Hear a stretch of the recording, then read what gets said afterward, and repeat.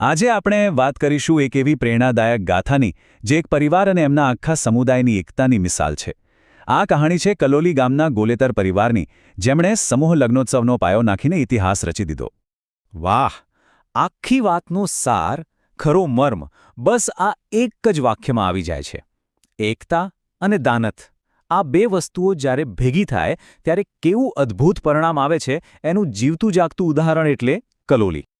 તો ચાલો હવે મળીએ આ કહાનીના મુખ્ય નાયકોને, ગોલેતર પરિવાર અને એમનું ગામ કલોલી, જે આ આખી ગાથાના કેન્દ્રમાં છે. પણ સવાલ એ છે કે આ પરિવારની શરૂઆત થઈ ક્યાંથી? ચાલો એમની આખી સફર પર એક નજર નાખીએ. એક એવી સફર જે પશુપાલનથી શરૂ થઈ અને પ્રગતિના શિખરો સર કર્યા. જો એમની આખી સફર કેટલી રસપ્રદ છે. શરૂઆત થઈ અમદાવાદ જિલ્લાના બાવળિયારી ગામથી. ત્યાંથી એમના પૂર્વજો નીકળ્યા અને સાબરમતીના કાંઠે આવેલા કલોલી ગામને પોતાનું ઘર બનાવ્યું. શરૂઆતમાં તો જીવનનો આધાર પશુપાલન જ હતું, પણ સમય જતાં એમણે સખત મહેનત કરી અને અર્થ મૂવિંગ અને હોટેલ જેવા આધુનિક વ્યવસાયોમાં પણ પોતાનો સિક્કો જમાવ્યો. અને આજે આ પરિવાર કેટલો મોટો બન્યો છે એનો અંદાજો લગાવવો છે તો આ આંકડો જુઓ, 150. કલોલીમાં આજે ગોલેતર પરિવારના લગભગ 150 જેટલા ઘર છે. આખો એક મોટો નેસ છે એમનો. આ જ બતાવે છે કે સમુદાયનો કેવો અતૂટ હિસ્સો બની ગયા છે.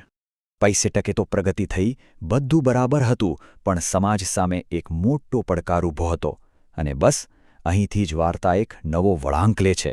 એક એવી જાહેરાત જેણે ઇતિહાસ રચી દીધો અને જન્મ થયો સમૂહ લગ્નના એક ક્રાંતિકારી વિચારનો.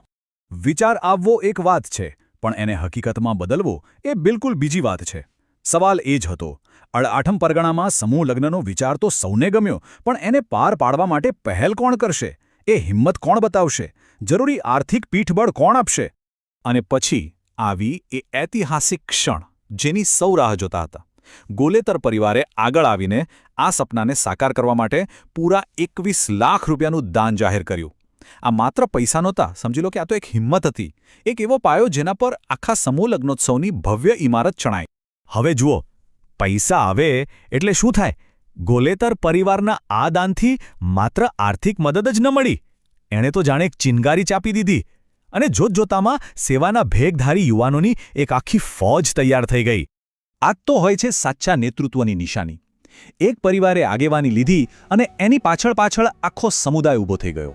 અને એમાંય ખાસ કરીને ગામના જે જોશીલા યુવાનો હતા, એમનામાં તો જાણે નવું જ જોમ આવી ગયું. અને આ કામ માત્ર વાત કરવા પૂરતું નહોતું.